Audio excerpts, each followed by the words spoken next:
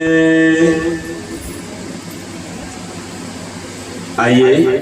पुनः हम लोग आगे बढ़ते हैं। कल हम लोग कथा श्रवण कर रहे थे पांडवों की, वहीं से आगे बढ़ते हैं। कौरवों के नष्ट होने के पश्चात जो आप लोग कथा के रूप में सुनते हैं, अश्वत्थामा के द्वारा उत्तरा के गर्भ में पल रहे बालक को मारने के लिए ब्रह्मास्त्र का प्रयोग।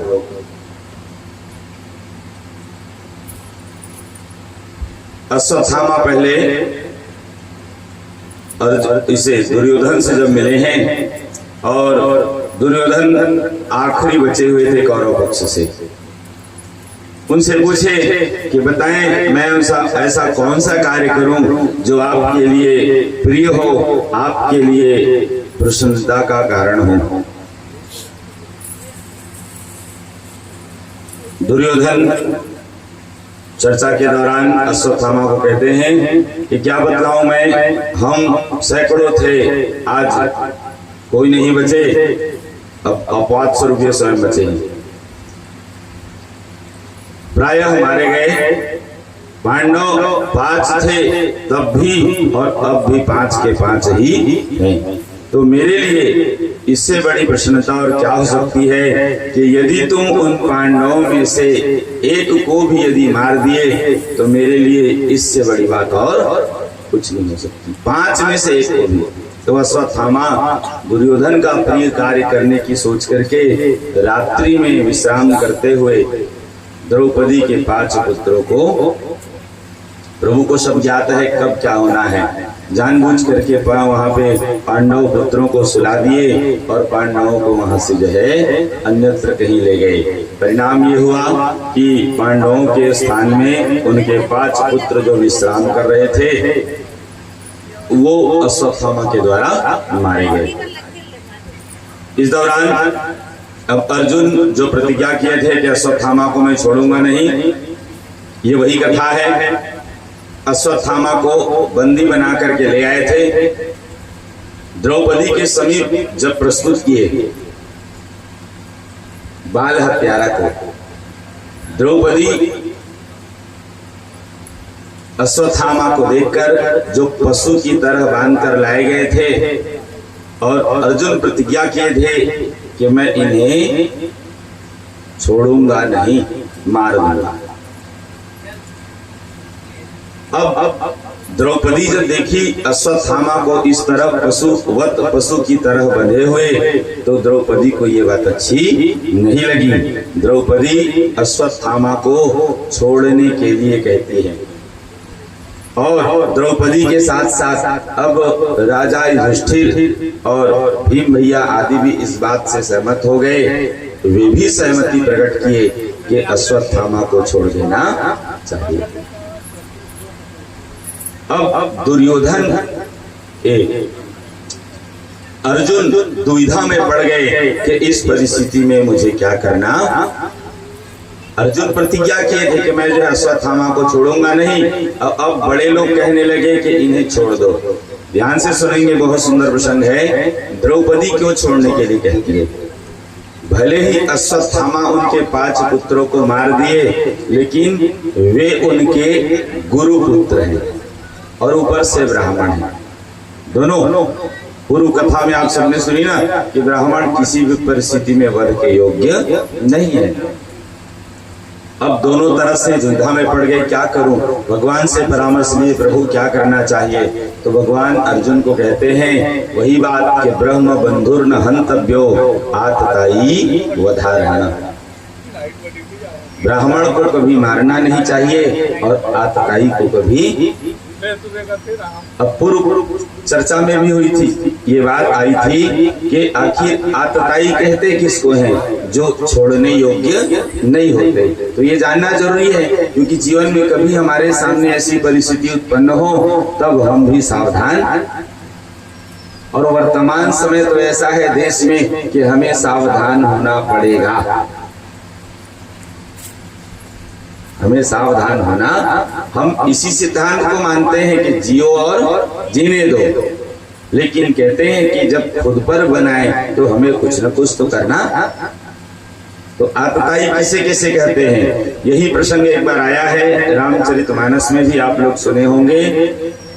श्री सुग्रीव और बाली वध प्रसंग में दोनों भाई आपस में कहिए तो भिड़ गए।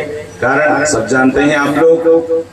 भगवान सुग्रीव से जब मित्रता हुई तो बाली को मारने के लिए गए हैं, और बाली को जब मार दिए ना तो भगवान जब सम्मुख आए तो बाली भगवान से पूछते हैं कि मैं बैरी सुग्रीव प्यारा, अवगुण कवन नाथ नहीं मारा। बोले हे प्रभु, मेरा भाई आपको बहुत प्रिय हुआ, मैंने ऐसा कौन सा अपराध कर दिया, क्या अवगुण है जो मुझे आपने इस प्रकार जो है मार दिया। तब भगवान बहुत सुंदर बात कहे हैं, बलि अनुज वधु भगनी सुत नारी, सुनु सठ कन्या समय चारी, इनी हहि कुदृष्टि बिलो कही जोई, ताहि वधे कछु पाप न होई। ये रामचरितमानस के अनुसार भगवान राम ने कहा है कि ऐसे लोगों को यदि कभी मारना भी पड़े ना तो पाप नहीं लगेगा। अब उसी को संस्कृत में कहा गया है, अग्निदो गर्दस्यैव शस्त्र पाणिर धनापहा, क्षेत्रदार भरता च सडेते आतताई। ये 6 आतताई कहे गए हैं। कौन कौन? जो कहीं किसी को विष दे देता है, विष देने वाला, या कहीं किसी के कोई घर में आग लगा दे। अग्निदो गर्दस्यैव, हाथ में हथियार लेकर कहीं किसी को यदि मारने के लिए दौड़े। शस्त्र पाणी धनापह, और आपके धन को हरण करने वाले, पत्नी को हरण करने वाले, आपके जो जिसको आप लोग स्थायी संपत्ति कहते हैं, खेत आदि को जो हरण करे, तो ये सब आतताई की श्रेणी में आते। अभिनी में एक थे ना कि धन और पत्नी, तो बाली ने वही किया था ना, अनुज वधु भगिनी सुत नारी, सुनु सठ कन्या समय चारी, इनी हहि कुदृष्टि बिलो कही जोई, ताहि वधे कछु पाप न होई। तो ये प्रसंग है। अब यहाँ पे देखेंगे, अब अर्जुन प्रतिज्ञा किए थे कि मैं जो है अश्वत्थामा को छोड़ूंगा नहीं, और अब ये जो है सब छोड़ने के लिए कह रहे हैं। भगवान संकेत कर दिए कि तुम्हें क्या करना। तब फिर जो है अर्जुन क्या किए, अश्वत्थामा का कहना जो है सिर वाल मुड़ दिए, और उनके मस्तक में जो मणि थी उसे निकालकर उन्हें अपमानित करके छोड़ दिए। अब अश्वत्थामा यहाँ से तो चले गए, लेकिन उनके मन में अभी भी वह द्वेष भाव, वैर भाव बल रहा था। वो फिर जो है पांडवों के पूरे वंश को नष्ट करने के लिए उत्तरा के गर्भ में पल रहे बैठे थे। अभिमन्यु पुत्र परीक्षित, अभिमन्यु की पत्नी उत्तरा, और उन्हीं के गर्भ में पल रहे परीक्षित जी। तो परीक्षित जी को मारने के लिए उन्होंने फिर से ब्रह्मास्त्र का संधान किया है। यहाँ पे देखेंगे बहुत सुंदर प्रसंग है। द्रौपदी चीरहरण की कथा आप सबने सुनी है। द्रौपदी चीरहरण की प्रसंग कथा आप सबने सुनी है। द्रौपदी क्या की, पहले जब उन पर विपत्ति आई तो पहले जितने सभासद थे, उनके संबंधी जन थे, उनके जो भी अपने है ना, सबसे वो आश्रय याचना की, आश्रय मांगी है। लेकिन जब कहीं से उन्हें आश्रय नहीं मिला, और तब जाकर क्यों भगवान को स्मरण की है। ये एक कथा हुई। दूसरी कथा जो भी आपने सुनी, उत्तरा के ऊपर जब विपत्ति आई, अश्वत्थामा उनके गर्भ को नष्ट करने के लिए ब्रह्मास्त्र का संधान किया है। सच तो यही है कि उस ब्रह्मास्त्र से उस गर्भ की मृत्यु, मतलब वह गर्भ नष्ट हो गया, लेकिन प्रभु कृपा से पुनः उसे जीवन प्राप्त। कथा दोनों एक जैसी है, दोनों के जीवन में विपत्ति आई है, लेकिन दोनों में अंतर यह है कि उत्तरा अविलंब भगवान का शरण ग्रहण की है। भगवान के शरण में जाकर निवेदन करती है कि पाहि पाहि महायोगिन देव देव जगतपते, नान्यम त्वद भयम पश्ये यत्र मृत्यु परस्परम। ये दोनों कथा जीवन में सीख प्रद है। हम आप भी ऐसे ही करते हैं। जब जीवन में कोई समस्या आती है तो हम लोगों के सामने गिड़गिड़ाते रहते हैं कि कोई सहयोग कर दे। द्रौपदी की बात, जबकि हमें करना क्या चाहिए? उत्तरा की तरह। ध्यान से सुनिएगा, बहुत सुंदर प्रसंग है।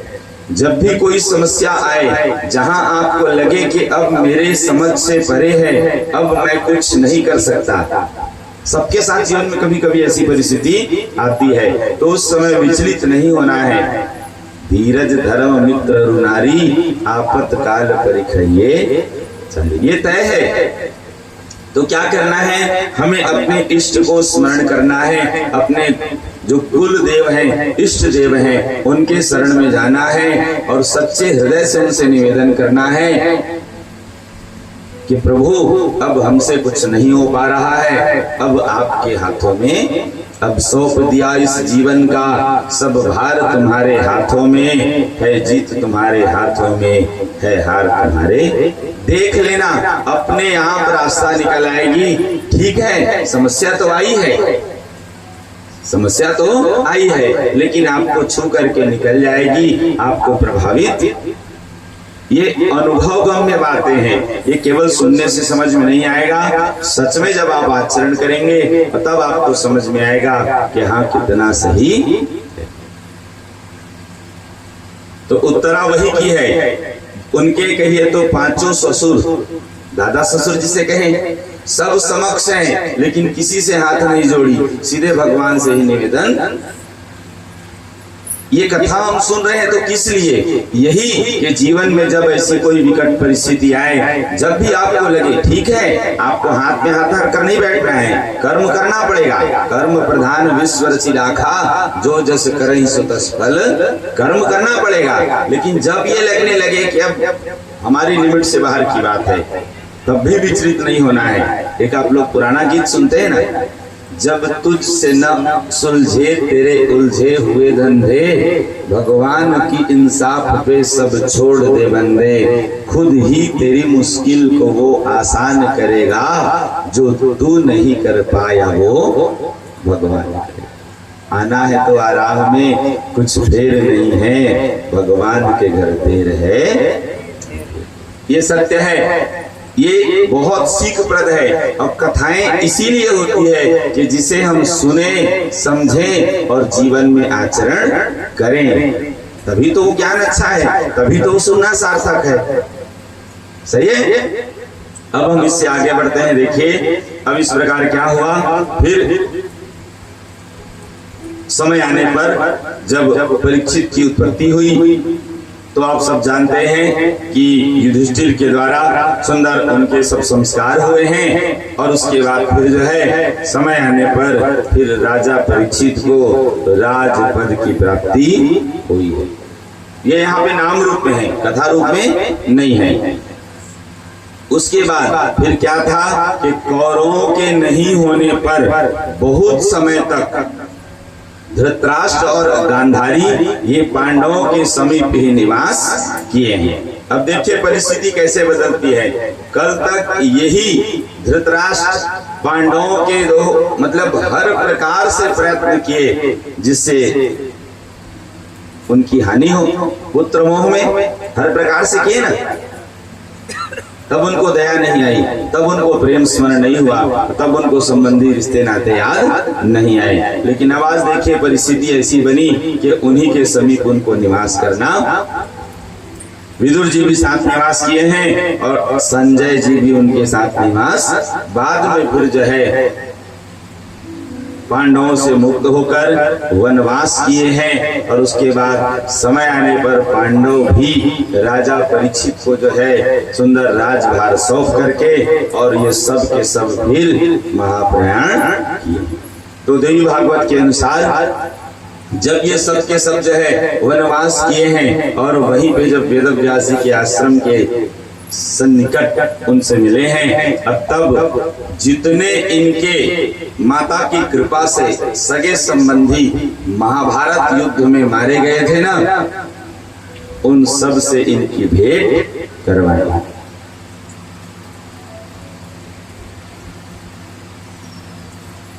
ऐसी बात है, सुंदर। और अब आगे देखिए जो है, इसके बाद फिर जो है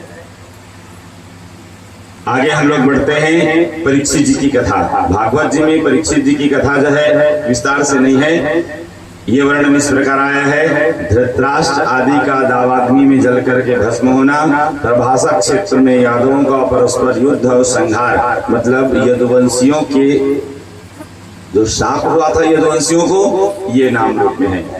कृष्ण और बलराम का प्रधानगमन और परीक्षित जी को राजा बनाकर पांडवों का हिमालय पर्वत पर जाना, परीक्षित जी को शाप की प्राप्ति और प्रमद्वरा और गुरु का वृत्तांत।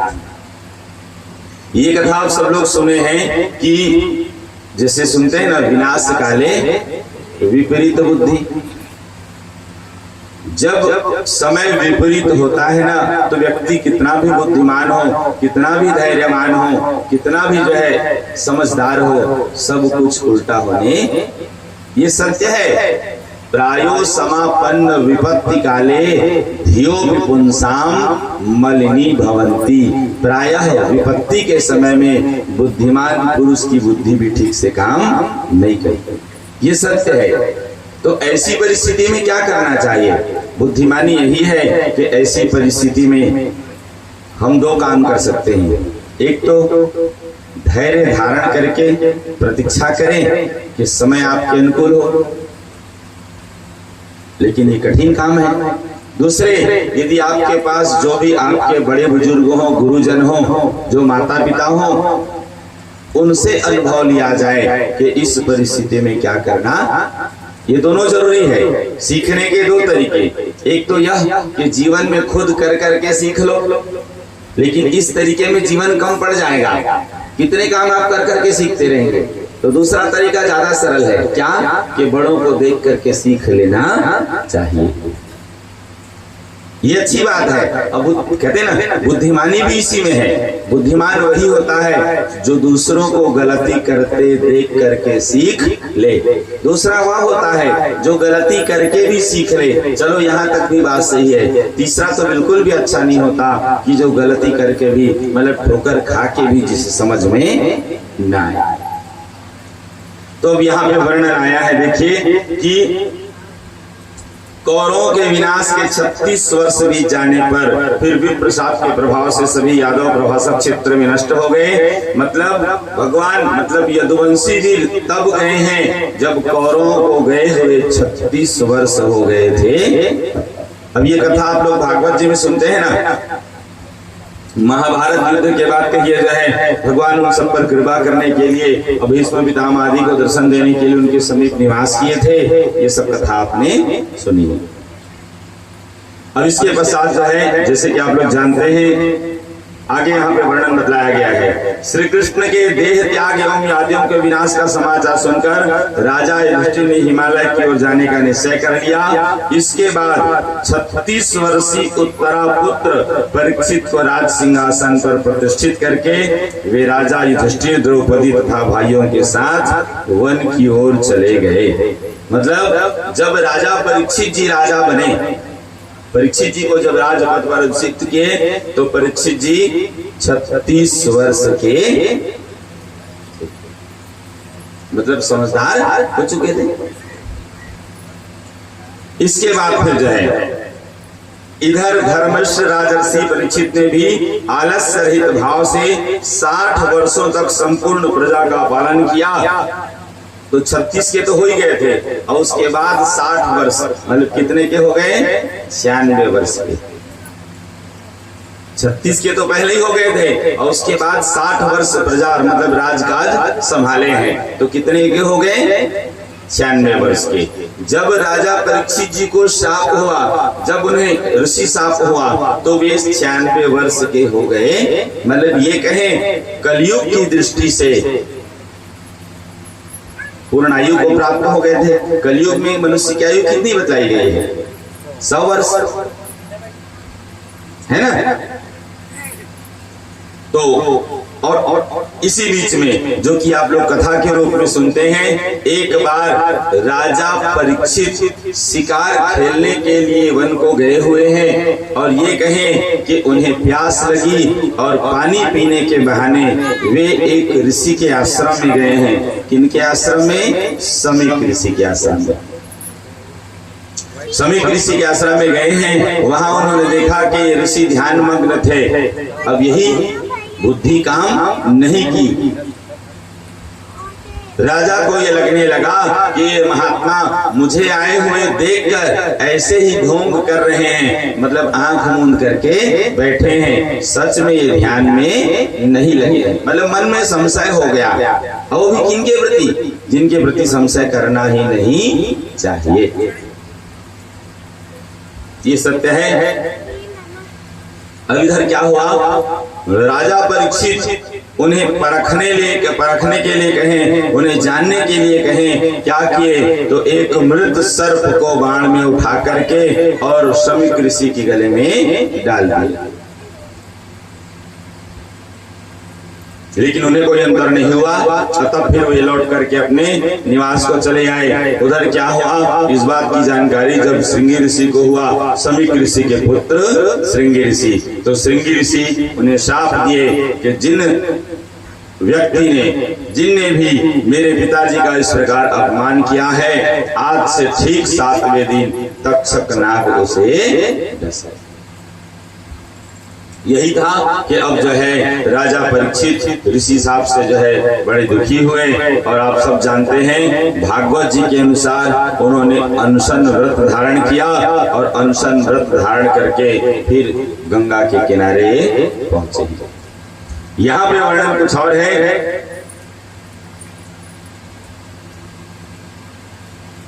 अब जब ऋषि साहब हुआ तो ऋषि साहब होने के बाद यहाँ पे वर्णन आया है। देखिए, समाधि में स्थित राजा भी अपने घर चले गए। उन मुनि का पुत्र गविजात, जिसे भागवत जी के अनुसार श्रृंगी ऋषि कहते हैं ना, उनका एक नाम यह भी है। अत्यंत तेजस्वी महातपस्वी थे और पराशक्ति के आराधक उस गविजात ने पास के वन में खेलते हुए अपने मित्रों को ऐसा कहते हुए सुनाया। देखिए, यहाँ भी थोड़ी कथा अलग है। भागवत जी में जो हम सुनते हैं उसमें ये बताया गया है कि वो नदी में स्नान करने को गए हुए थे और उसी समय उन्हें इस बात की जानकारी होती है कि उनके पिता का किसी ने इस प्रकार अपमान किया है, तो वो नदी के जल लेकर के ही उनको शाप देते हैं। लेकिन यहाँ पे कुछ कथा अलग है।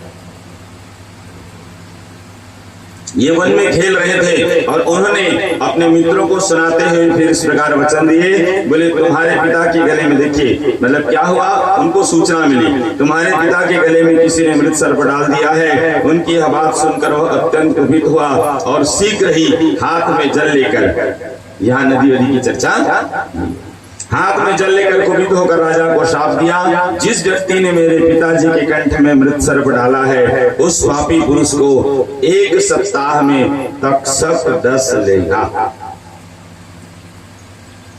अब ये कथा दोनों प्रकार से हमको समझनी है। 1 सप्ताह कहने का मतलब क्या हुआ कि जैसे कि आप लोग सुनते हैं भागवत जी के अनुसार इसी को हमने क्या सुना कि आज से ठीक 7वें दिन, आज से ठीक 7वें दिन, उसी को यहाँ पे क्या कहा जा रहा है कि 1 सप्ताह में। अब उसी को थोड़े हम यदि तर्कपूर्ण दृष्टि से देखें, तर्कपूर्ण समझें तो बात समझ में आती है कि हमारे पास भी तो 1 सप्ताह ही है, 7 ही तो दिन है जिसमें किसी न किसी एक दिन में हमको जाना है, 8वां तो बने नहीं।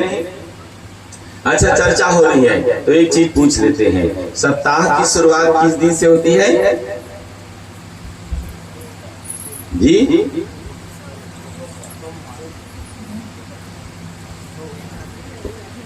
अपने बुद्धि का प्रयोग करना है, अगल बगल वालों को सुन करके नहीं। ये मैं सिर्फ इसलिए पूछ रहा हूँ, आज की युवा पीढ़ी जानती है कि रविवार से सप्ताह की शुरुआत होती है कि सोमवार से, ये सोमवार से, रविवार से ना, आधे लोग सोमवार बोल रहे हैं। कब से शुरू हुई? रविवार से। सप्ताह की शुरुआत किस दिन से होती है? लोग उल्टा मानते हैं, सोमवार से शुरुआत काउंटिंग करते हैं और रविवार को पूर्ण करते हैं। लेकिन सच यही है, सच्चाई यही है कि सप्ताह की शुरुआत रविवार से। क्यों? हमारे यहाँ ध्यान से सुनेंगे, सूर्य भगवान से ही दिन की शुरुआत मानते हैं। जब तक सूर्योदय नहीं होता हम दिन नहीं मानते। तो वैसे ही ये जो गणना आदि करते हैं ना, वे भी भगवान सूर्य से ही करते। ये जो हम लोग 12 महीने सुनते हैं, चैत्र वैशाख ज्येष्ठ आषाढ़ श्रावण भादो, अब इसी को 12 राशि के रूप में जान लीजिए। जैसे 12 महीने तो 12 राशि। मेष राशि से शुरुआत होती है, यही से हमारा 9 संवत्सर शुरू होता है। ठीक है, मेष वृष मिथुन कर्क सिंह कन्या तुला। अब ऐसे क्रम से बनते जाता है। मेष वृष 2 महीने एक ऋतु, उसके बाद फिर आगे 2 महीने एक ऋतु, फिर आगे 2 महीने एक ऋतु, ऐसे करके 12 महीने में 6 ऋतुएं बनती है। तो दिन की शुरुआत रविवार से ही और महीने भी उसी से होती है। देखिए मेष राशि में अभी जो भगवान सूर्य जो किस राशि में? मेष राशि में। तो ये क्रम चलता है। ठीक है, तो इस प्रकार जो है आप लोगों ने सुना और इन चीजों को समझे। मतलब ठीक है, आधुनिक दृष्टि से जैसे हम लोग पढ़ते सुनते जानते हैं वो ठीक है, व्यवहारिक दृष्टि से हम गलत नहीं कहेंगे, लेकिन जो सत्य है हमें उसे भी जानना, जो व्यवहारिक दृष्टि से व्यवहार करते हैं उसे भी जानना जरूरी है। क्योंकि मान लीजिए आप ठीक है, बिल्कुल धार्मिक है, आप जो धार्मिक ग्रंथ है उनके अनुसार ही कहते हैं, करते हैं, मानते हैं सब कुछ, लेकिन आधुनिक लोगों के बीच में पहुंच जाएंगे, यदि आपको आधुनिकता का ज्ञान नहीं रहेगा तो हो सकता है कि वहां आपको लज्जित होना पड़े। तो इसलिए आधुनिकता का भी परिचय होना, दोनों चीजें जरूरी है, ताकि परिस्थिति के अनुसार जैसी स्थिति बने हम वहां जो है सुंदर। हम ये नहीं कहते कि आधुनिक शिक्षा मत लीजिए, अच्छी बात है, समय के साथ आगे बढ़ना है तो आधुनिक होना भी जरूरी है। लेकिन उसके साथ साथ इस बात का ध्यान रखना चाहिए कि हमें अपने जो प्राचीन जो अपना जो आधार है, बेस है, उसे भूलनी नहीं चाहिए। क्यों? पक्षी लाख आकाश में उड़े, दाना चुगने के लिए जमीन पर आना ही पड़ेगा। ये सत्य है, क्योंकि ऊपर जीवन यहाँ जैसे संभव नहीं है। जीवन संभव तो है, लेकिन यहाँ जैसे आसानी से संभव। अभी आप लोग पेपर ऊपर में पढ़े होंगे ना, सुनीता विलियम्स की क्या हालत हुई है, इतने दिनों बाद आई लौटी है, तो सही है। मतलब ये कहें कि 1 माह समथिंग तो उनको नॉर्मल होने में टाइम लगेगा। तो वैसे ही अब ये जब साफ हुआ ना, तो ब्राह्मण के द्वारा दिए गए साफ को सुनकर अभिमन्यु पुत्र परीक्षित ने उसे अनिवार्य समझकर वृद्ध मंत्रियों से कहा, अपने अपराध के कारण मैं मुनि पुत्र से शापित हुआ हूँ। अब यहाँ पे अच्छी बात यह है, ध्यान से सुनिएगा, संगति वसात, परिस्थिति वसात, क्रोध वसात या अन्य किसी कारण से कभी आपसे गलती यदि हो जाए तो कभी उस पर पर्दा नहीं डालना।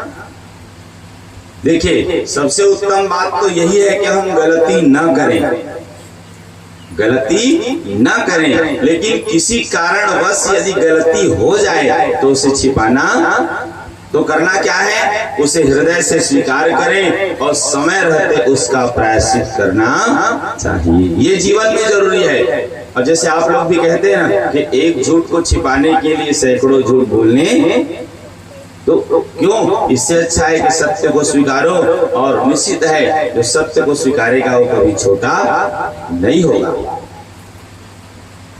तो वही हुआ। अब उसके बाद फिर जो है इन्होंने अपने मंत्रियों से परामर्श किए, और उसके बाद ध्यान से सुनेंगे, जो भागवत जी में कथा है वो अलग है और देवी भागवत में वही प्रसंग कुछ अलग है। यहाँ पे वर्णन आया है कि ध्यान से सुनिएगा, मृत्यु तो सभी की अनिवार्य है, ये सत्य है, उससे कोई बच नहीं सकता, लेकिन यह भी सत्य है कि बुद्धिमान पुरुषों को शास्त्रोक्त रीति से सर्वथा प्रयत्न करना ही चाहिए। अब रोग शोक आदि जो भी हो गया ठीक है, प्रारब्ध कर्मवश हो या वर्तमान जैसे भी हो, तो हमें क्या करना है, समय रहते रोग की चिकित्सा भी जरूरी ठीक है, प्रारब्ध में जो होगा सो तो हमें फेस करनी ही पड़ेगी, उससे हम बच नहीं सकते, लेकिन जहां तक हो सके तो कहते हैं ना, हमें उसके लिए उपाय अवश्य करनी चाहिए। वही हुआ है। कुछ पुरुषार्थवादी विद्वान ऐसा भी कहते हैं कि बुद्धिमानी के साथ उपाय करने पर कार्य सिद्ध हो जाते हैं, न करने पर नहीं। मणि, मंत्र और औषधों के प्रभाव अत्यंत ही दुर्गेय होते हैं। मणि धारण करने वाले सिद्ध जनों के द्वारा क्या नहीं संभव हो जाता। पूर्व काल में ऋषि पत्नी को सर्प ने काट लिया, जिससे वह मृत्यु को प्राप्त हो गई। उस समय उस मुनि ने अपनी आयु का आधा भाग देकर उस श्रेष्ठ अप्सरा को जीवित किया था। अब देखिए, यहाँ से अभी जो चल रही कथा, मतलब राजा परीक्षित को जो शाप हुई, ये कथा चली रही है। अब उसके बाद दृष्टांत के रूप में एक दूसरी कथा प्रकट हो रही है, अलग अलग। अब ये कैसी कथा है, अब आप ध्यान से सुनेंगे। पहले उन्होंने स्मरण किया, अब आगे जब वही कथा विस्तार से वही कथा सुनेंगे आप लोग। राजा भृगु की एक सुंदर स्त्री थी जिनका नाम पुलोमा। उससे परम विख्यात च्यवन ऋषि का जन्म हुआ, और च्यवन ऋषि की पत्नी का नाम सुकन्या, जो राजा सरियाती की पुत्री थी। और सुकन्या के द्वारा श्रीमान प्रमति का जन्म हुआ, और प्रमति की प्रिय पत्नी का नाम प्रतापी था। उन्हीं राजा प्रमति के पुत्र परम तपस्वी रुरु हुए। रुरु नामक एक, ठीक है, उन्हीं दिनों स्थूलकेश नामक एक विख्यात ऋषि थे, जो बड़े ही तपस्वी, धर्मात्मा एवं सत्यनिष्ठ थे। इसी बीच त्रिलोक सुंदरी मेनका नाम की श्रेष्ठ अप्सरा नदी किनारे जल क्रीड़ा कर रही थी। वह अप्सरा विश्वावसु के द्वारा गर्भ धारण करती। ये तीसरी कथा आ गई। यही देवी भागवत की विशेषता है। एकाएक बात समझ में नहीं आएगी, लेकिन यदि उसे पूर्ण सुने तो निश्चित रूप से बात समझ में आती है। अब इधर क्या हुआ कि वो जो अप्सरा जो वसु के द्वारा गर्भ धारण की, उस गर्भ को कहें तो अब जो है समय आने पर नदी तट पर एक त्रैलोक की सुंदरी कन्या को जन्म दिया, और वह उसे वहीं छोड़ करके चली गई। अब उस नवजात कन्या को अनाथ जानकर मुनिवर स्थूलकेश ने स्वीकार किया, और सुंदर अपने आश्रम में ले आकर उन पुत्री का लालन पालन किए हैं। और भविष्य में उस पुत्री का नाम पड़ा प्रमदवरा, जो सर्व लक्षण संपन्न थी। अब इन्हीं प्रमदवरा को देखकर जो अप्सरा पुत्री है, कहिए रुरु जो है मोहित हुए थे। अब इसके बाद आगे क्या हुआ, इसको सुनेंगे। ये प्रसंग आया है जो है, देखिए कि स्थूलकेश उसे अपनी पुत्री के तरह जो है सुंदर पालन पोषण करने लगे। इसी बीच जो ये रुरु थे, इधर क्या हुआ इनको सुनेंगे।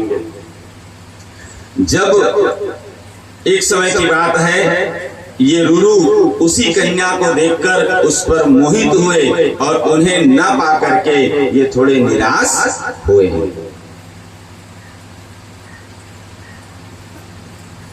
उन्हें देख करके मन ही मन उनका वर्णन किए, कहिए मतलब उनको हृदय में धारण किए, और उसके बाद प्रत्यक्ष रूप में फिर उन्हें न पाकर ये दुखी होते। कैसे नहीं, अब देखिएगा क्या हुआ। जब वो मोहित हो गए तो उन्होंने जो है अब अपने यहाँ निवास कर रहे थे, तो उदास खिन्न मन निवास कर रहे थे। तो उनसे उनके पिता ने कहा कि जो है, उनके पिता ने पूछा कि आखिर जो है तुम्हारे दुखी होने का कारण क्या है, हे रुरु तुम क्यों उदास हो, बतलाओ। अब इस प्रकार पिताजी के पूछने पर फिर उन्होंने बतलाया कि महर्षि स्थूलकेश के आश्रम में प्रमदवरा नाम की एक कन्या है, मैं उन्हें ही पत्नी के रूप में पाना चाहता, जो अप्सरा की कन्या है। ठीक है। अब इधर क्या हुआ देखिए, अब उन प्रमति ने महामुनि स्थूलकेश के पास, मतलब राजा प्रमति जाकर स्थूलकेश मतलब मुनि के पास जाकर के उनसे निवेदन किए, उनसे प्रार्थना किए। और तब फिर जो है क्या होता है देखिए, महामुनि स्थूलकेश ने यह वचन दिया कि किसी अच्छे मुहूर्त में मैं निश्चित रूप से कन्यादान कर दूंगा। अब उस वन में वे दोनों विवाह की सामग्री जो है प्रबंध करने लगे, मतलब विवाह की तैयारी करने लगे। इसी बीच क्या हुआ, एक घटना घटी कि एक सर्प ने प्रमथवरा को काट लिया। अब सर्प ने प्रमथवरा को काट लिए तो उससे उसकी मृत्यु हो गई। इस बात की जानकारी जब रुरु को हुई तो रुरु बहुत दुखी हो गए, और उसके बाद वो इतने दुखी हो गए कि मानो खुद प्राण त्याग कर देंगे, खुद प्राण त्याग कर देंगे। लेकिन अब मन ही मन विचार करने लगे कि मैं ठीक है प्राण त्याग तो कर दूंगा, लेकिन आखिर मेरे माता पिता तो दुखी होंगे पुत्र के न रहने पर। तो आखिर यह भी तो एक प्रकार से दोष है कि आत्महत्या करना। निश्चित रूप से यह कदापि उचित नहीं होता। भले ही लोग जो है गुस्से में या अन्य किसी कारणवश ऐसे कदम उठाते हैं, लेकिन यह सही नहीं। ठीक है, देखिए परिस्थितियां हमेशा आपके अनुकूल हो यह जरूरी नहीं है, और परिस्थितियां हमेशा आपके प्रतिकूल हो यह भी जरूरी। ये सभी के साथ होता है।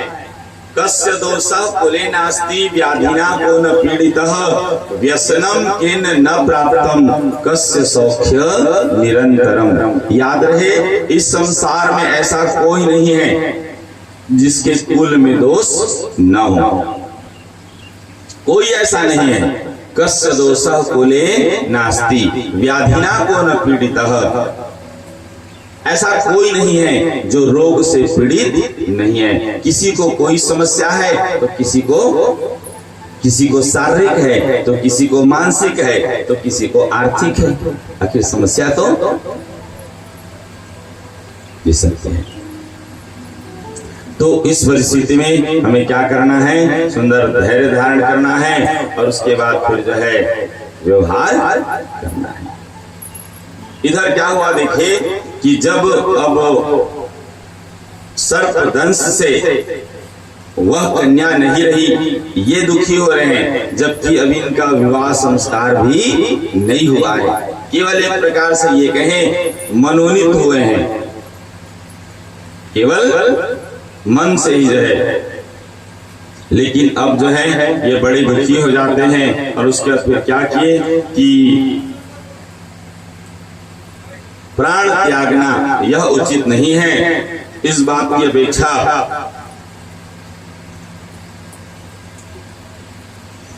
अब ये विचार करने लगे कि इस बीच में मुझे क्या करना चाहिए। यहां पे वर्णन आया है, देखेंगे। इसी बीच इन्होंने एक संकल्प किया। अब प्राण त्यागना तो जैसे तैसे इनको बात समझ में आ गई कि इस प्रकार प्राण त्याग करना उचित नहीं है। तब इन्होंने एक प्रतिज्ञा की है। प्रतिज्ञा क्या किए कि यदि मैंने जीवन भर कोई सत्कर्म किए होंगे, यदि जीवन भर मेरे कोई पुण्य कर्म हुए होंगे, तो परिणाम स्वरूप या तो वह कन्या जीवित हो जाए, और नहीं तो मैं भी अपना प्राण त्याग। ये एक बार मानसिक कहें, है ना, निवेदन कर रहे हैं। और जब इस प्रकार इन्होंने जो है कठोर निर्णय लिए ना, तो उसी समय देवदूत प्रकट हो गए, और उसके बाद फिर उनसे निवेदन करने लगे। बोले, हे ब्राह्मण, ऐसा साहस मत कीजिए, आपकी मरी हुई प्रीतमा भला कैसे जीवित हो सकेगी। अरे जो मृत्यु को प्राप्त हो जाए, तो जैसे आप लोग जानते हैं और सुनते हैं, मानते हैं कि जिसकी मृत्यु हो जाए उसका जन्म निश्चित है, और जिसका जन्म हो उसकी मृत्यु भी निश्चित, ये तय है। इस काल चक्र से बच पाना, आप लोग सुनते हैं ना, कि चलती चाकी देख के दिया कबीरा रोए, दो पाटन के बीच में साबुत बचा। ये कबीरदास जी का मत है ना, अच्छी बात है। और उनके बेटे का क्या नाम था?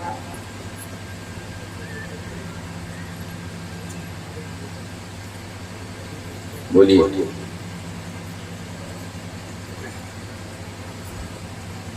कमल। क्या नाम था? उसी को कुछ कुछ लोग कमाल भी कह देते हैं। चलती चाकी देख के हंसा कमाल ठठाए, कील सहारे जो रहे ताको कौन नसाए। पिताजी जन्म और मृत्यु के इस चक्र को जानकर विलाप कर रहे हैं, दुखी हो रहे हैं कि जन्म और मृत्यु के चक्र से बच पाना आसान नहीं है। लेकिन बेटे हंस रहे हैं, पिताजी दुखी हैं, अब पुत्र चलती चाकी देख के हंसा कमाल ठठाए और कील सहारे जो रहे ताको कौन नसाए। अब इस बात को आप लोग कैसे समझेंगे? पहले हम लोग घरों में गेहूं चावल पीसने के लिए क्या किस चीज का उपयोग करते थे? सही है। अब आज तो गिने चुने घरों में मिले तो मिले, नहीं तो अब मिल पाना संभव। गिने चुने घरों में मिल जाए अपवाद स्वरूप बात अलग है, नहीं तो आज मिक्सी मिल जाएगा, लेकिन चाकी जतवा नहीं मिल सकता। जो चलाए होंगे, जो यूज किए होंगे, उस बात को समझेंगे कि हम गेहूं पीसे कि चावल पीसे। आप लोग देखे होंगे कि जो दाने, जो राड कील लगे रहते हैं उनके बीच में, यदि उसके किनारे जाकर के लिपट जाते थे ना, 24 घंटे वो चाकी चलती रहे, लेकिन वो दाने पिसते। ये बहुत बड़ा संकेत है। चलती चाकी देख के हंसा कमाल ठठाए, अब कील सहारे जो रहे ताको कौन नसाए। कहने का भाव यह है कि ठीक है, कलयुग है, जन्म और मृत्यु के चक्र से बच पाना आसान नहीं है, लेकिन यह भी तो सत्य है क्या कि जो परमात्मा का आश्रय ग्रहण कर लें, जो भगवान के शरण में चले जाएं, कलयुग भी उनका कुछ बिगाड़। ये अकाट में सत्य है, आज भी सत्य है। आप लोग ध्रुव जी की कथा सुनते हैं ना? कर दे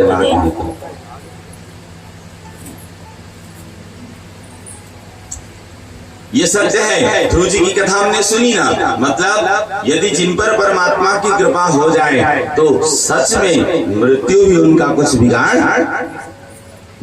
हम लोग ध्रुव जी की कथा सुने हैं। ध्रुव जी जब ध्रुव लोक को जाने लगे ना, तो मृत्यु साकार रूप धर करके आई है और उनके रथ के कहिए तो समीप सिर झुका करके बैठी है। तो ध्रुव जी मृत्यु के सिर पर पग रख करके रथारूढ़ मृत्योर मूर्धनि पदम दत्वा आरूढ़ाद्भुतम गृहम, मतलब मृत्यु के सिर पर पग रख करके ध्रुव जी रथारूढ़ हुए हैं। मतलब ये सत्य है, ये प्रमाण है। इससे बड़ी कृपा भगवत और क्या हो सकती है भगवान की कि मृत्यु भी हमारा कुछ बिगाड़ न सके। ये सत्य है। तो इन चीजों को आप लोग सुने, समझें और आचरण करें। तो अब देवदूत उनके समीप आए हैं और देवदूत उनके समीप आकर के फिर रुरु नामक को, मतलब जो व्यक्ति है ना, उनको समझाने लगे। बोले यह निर्णय सही नहीं है, जब उनकी आयु खत्म हो चुकी है तो फिर वो जीवित कैसे? ये सत्य है। एक बार कहते ना, आप लोग भी सुनते हैं ना, जन्म विवाह मरण गति सोई, जो जस लिखा तहां तस। ये सत्य है। आयु कर्मम च वित्तम च विद्या निधन मेव च। आयु कर्म विद्या निधन, आयु कर्मम च वित्तम च, और धन, आयु कर्म धन विद्या और निधन, ये 5 चीजें गर्भ में ही ब्रह्मा जी के द्वारा हमारे भाग्य में लिख दिया जाता है। उसे टाले नहीं टलने वाले, चाहे लाख करो चतुराई, कर्म का लेख मिटे न रे भाई। ये सत्य है। आप लाख जतन कर लीजिए, लेकिन आपको अपने किए हुए कर्मों का फल भोगना ही पड़ेगा। अब ये समझा रहे हैं देवदूत रुरु को, जब उस कन्या की आयु खत्म हो चुकी है तो आप व्यर्थ में हट क्यों कर रहे हैं? आप ऐसा करें, किसी अन्य सुंदर कन्या का आप वर्ण करें। लेकिन उन्होंने स्वीकार नहीं किया, उन्होंने कठिन यही निर्णय लिए।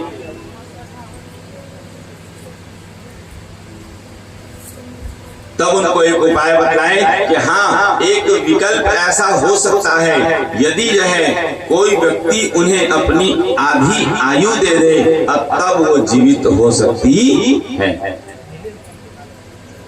और कथा में यही हुआ है कि जब इस बात को जाने हैं रुरु, तो उन्होंने संकल्प कर दिया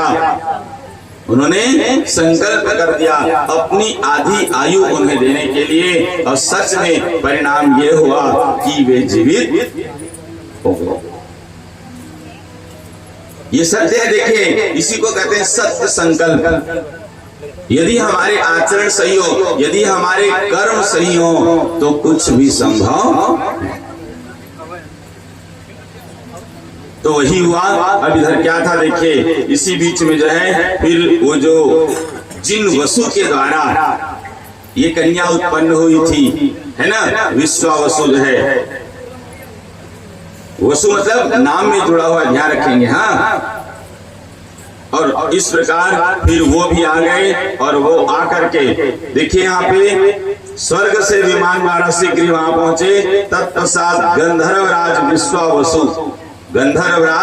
विश्वावसु तथा उस श्रेष्ठ देवदूत ने धर्मराज के पास जाकर पहुंचकर यह निवेदन किए, बोले, हे धर्मराज, रुरु की पत्नी तथा विश्वावसु की पुत्री इस प्रमदवरा नामक कन्या की सर्पदंश के कारण इस समय मृत्यु हो गई है। हे सूर्य तनय, इसके वियोग में मरण के लिए उद्यत मुनि रुरु की आधी आयु तथा उनकी तपस्या के प्रभाव से वह कोमलांगी जीवित हो जाए। दोनों चीजें हैं, मतलब उन्हें दीर्घायु की प्राप्ति भी हो जाए और साथ में जीवित भी। मान लो जीवित हो जाए, दीर्घायु प्राप्त ना हो, तो कुछ दिनों में फिर से मृत्यु हो सकती है। इसलिए दोनों जरूरी है, मतलब जीवित भी हो जाए और साथ में दीर्घायु की प्राप्ति भी। यही हुआ है। अब इसके बाद सुंदर जो है फिर इधर क्या था, ध्यान से सुनेंगे। ये चर्चा चल रही थी, राजा परीक्षित को जब शाप हुआ है, तो अपने विषय में चिंता करते हुए इस प्रसंग का स्मरण किए हैं कि ठीक है, अब शाप तो हुआ है, लेकिन यदि हम उपाय करें तो जीवन संभव। आज भी आप लोग देखते हैं ना, मतलब किसी को कोई रोग हो जाए, किसी ने कुछ, यदि मान लीजिए आत्महत्या आदि या एक्सीडेंटल कोई घटना घट जाए, या कोई विषैले जीव जंतु उन्हें काट दे, तो क्या होता है, समय रहते यदि उपचार हो जाए तो वह बच जाता। कहीं कहीं मान लीजिए फेल भी हो जाते हैं, लेकिन प्रायः ऐसा देखा गया है, सर्पदंश कर दिया किसी को और समय रहते यदि उसका उपचार हो जाए तो वह व्यक्ति बच जाता। कहीं किसी के साथ एक्सीडेंटल घटना हुई, समय रहते यदि उसका उपचार हो गया तो वह बच जाता। ये सत्य है। तो इस चीज को हमें मानना चाहिए और वैसे ही जीवन में आचरण करने चाहिए। तो अब क्या था कि जैसे इन्होंने संकल्प किया, वह कन्या सुंदर उठ करके खड़ी हो गई, और समय आने पर कहिए तो फिर सच में रुरु का विवाह इन्हीं के द्वारा हुआ है। विवाह होने के पश्चात जो है देखिए, अब क्या था, जैसे उनकी कामना थी, जैसे वो चाहते थे, वैसे ही जो है उन्हें प्राप्ति हुई है।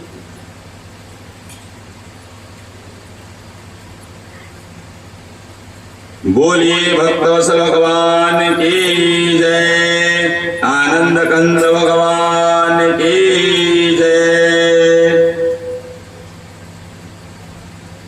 चलिए, तो यहाँ पे जो इनकी कथाई, मतलब जो प्रमदवरा और रुरु की जो कथाई, कथा का भाव यही था कि इस कथा के माध्यम से, इस कथा के उदाहरण के द्वारा राजा परीक्षित जी हमें ये बतलाना चाह रहे हैं कि यदि हम समय रहते यदि उपाय करें तो निश्चित रूप से हमारी रक्षा संभव हो सकती है।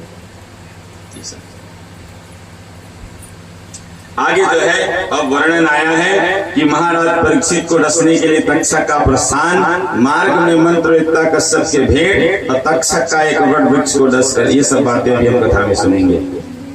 श्रीमद् भागवत जी के अनुसार, भागवत जी में हम लोग क्या सुनते हैं कि जब परीक्षित जी को शाप हुआ, ऋषि शाप, तो उन्होंने आमरण अनशन व्रत धारण किया। मतलब जब तक मेरी मृत्यु ना हो जाए मैं तब तक भोजन नहीं करूंगा। और उसके बाद वो सीधे घर बार छोड़ करके निकल गए हैं और जा करके गंगा के किनारे फिर श्री सुखदेव जी के द्वारा वो भागवत जी श्रवण, ठीक है। लेकिन यहाँ पे क्या हुआ है, परीक्षित जी को जब शाप हुआ तो परीक्षित जी इस प्रकार अपनी रक्षा के लिए उपाय के रूप में कहिए, तब उन्होंने ऐसा व्यवहार किया है कि ध्यान से सुनेंगे। जब शमीक ऋषि के पुत्र के द्वारा उन्हें शाप हुआ कि उसी दिन तक्षक नाग नृप श्रेष्ठ परीक्षित को शापित जानकर एक उत्तम मनुष्य का रूप धारण करके अपने घर से शीघ्र निकल पड़ा और वृद्ध ब्राह्मण के वेश में रास्ते पर चलते हुए उस तक्षक ने महाराज परीक्षित के यहाँ जाते हुए कश्यप नामक ब्राह्मण से मिले। दो लोग हो गए, एक तक्षक नाग जो मुनि का वेश बना करके आ रहे हैं और एक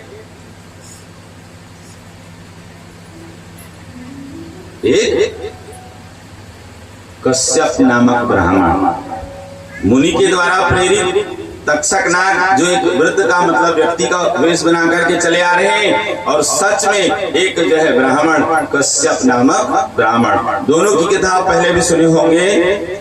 तक्षक नाग का डसा हुआ बच पाना संभव नहीं है, ये सत्य है। और दूसरा सत्य यह है कि कश्यप नामक ब्राह्मण को विष उतारने की विधि है ना, जिसको हम लोग वैद्य कहते हैं अपनी भाषा में, तो उन्हें ऐसी जानकारी थी कि यदि किसी को सर्पदंश कर ले और समय रहते जो है उनके समीप पहुंच जाए, कहें मतलब उपचार हो जाए, तो वह जीवित हो जाता। ये सत्य है, आज भी ऐसा होता है। तो क्या हुआ देखिए कि उन दोनों में अब परिचय हुआ कि आप कौन, आप कौन, आप कहाँ जा रहे हैं, आप कहाँ जा रहे हैं। तो दोनों को जानकारी होती है। एक अब राजा परीक्षित को मारने के लिए जा रहे हैं जैसे शाप हुआ, और दूसरे राजा परीक्षित को बचाने के लिए। पहले तक्षक नाग को जो है बहुत ये था कि मेरा डसा हुआ बच नहीं सकता, अभिमान था, लेकिन अब उनको समझ में आया कि सच क्या है। दोनों में भेंट हुई, दोनों में परिचय हुआ। तक्षक नाग जो है उनके उद्देश्य को जान लिए कि ये राजा परीक्षित को बचाने के लिए जा रहे हैं, मैं उन्हें दंश करूंगा और यदि इन्होंने बचा लिया तो फिर मेरी अपकीर्ति होगी। मेरी अपकीर्ति मतलब क्या कि जिसे तक्षक नाग ने डसा वह भी मृत्यु को प्राप्त नहीं हुआ, मतलब मैं तो इनका कम हो जाएगा, इसलिए इन्होंने ऐसा व्यवहार किए। तब फिर जो है सत्य को जान करके फिर चर्चा के दौरान सुने होंगे, ये जो तक्षक नाग थे कश्यप नामक ब्राह्मण को कुछ धन दे करके वहीं से विदा किए हैं। और कैसे विदा किए उसको सुनिए। वहां पास में एक बहुत सुंदर बरगद का वृक्ष है, बहुत सुंदर। तक्षक नाग कहते हैं कि मैं इन्हें भस्म करता हूं और आप अपनी शक्ति का परिचय दें। मतलब एक हरे भरे वृक्ष को ऐसे जो है प्रयोग किया गया कि वह जो है जल करके भस्म, हरा भरा सा विशाल बरगद का वृक्ष जो है, लेकिन तक्षक नाग के दंश करने मात्र से कुछ ही क्षणों में देखते ही देखते वह जो धरातल पर आ गया। अब आश्चर्य हुआ। अब इधर क्या होता है, कश्यप नामक ब्राह्मण वे अपने मंत्र का प्रभाव दिखाते हैं। उन्होंने भी जल अभिमंत्रित किए और उस भस्म में डाल दिए। परिणाम ये हुआ कि यथावत वह वृक्ष हरा भरा सुंदर हो गया। अब इधर देखिए, तक्षकनाग को बड़ा आश्चर्य हुआ। तक्षकनाग मन ही मन विचार करने लगे, यदि काश मेरे साथ भी ऐसा हुआ, तब तो फिर जो है परीक्षित की मृत्यु ही नहीं होगी और मेरी बदनामी होगी कि तक्षक का जैसा हुआ भी बच गया। ये सत्य है, तो इन चीजों को सुने, समझें और आचरण करें। बोली जगदनी जगदम्बा मैया की जय। आइए, जिन्हें पूजा करना है वो पूजा कर लें और आप लोग एक भजन सुन लीजिए, उसके बाद फिर आगे बढ़ते हैं। जिन माताओं को पूजा करनी है या जो भी सज्जन भक्तजन पूजा करना चाहते हैं वो पूजा कर लें, उसके बाद फिर हम आगे बढ़ते हैं।